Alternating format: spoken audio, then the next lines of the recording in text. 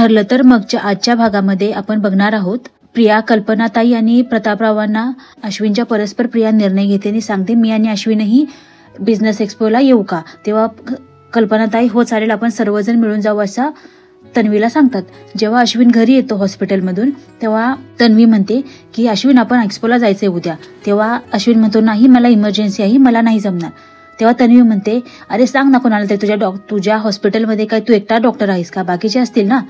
तेव्हा अश्विन म्हणतो मला नाही जमणार, अपॉइंटमेंट्स आहेत, त्यामुळे मी नाही येऊ शकणार एक्सपोला. तेव्हा प्रिया म्हणते अरे पण मी आई बाबांना ऑलरेडी सांगून टाकलं आहे की आम्ही दोघेही येणार आहेत.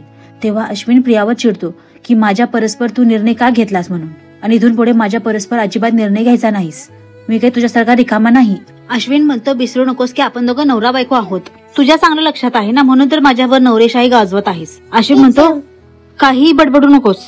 तेव्हा प्रिया म्हणते हे बघ मी उद्या एक्सपोला जाणार आहे, तू आला असेल तुझ्यासोबत, तू नाही आला असेल तुला सोडून, समजलं? असं म्हणते ती रूमच्या बाहेर निघून जाते. असं म्हणून त्या दोघांचं खूप जोरदार भांडण होतं. आता हे भांडण घरच्या सगळ्यांना कळेल का?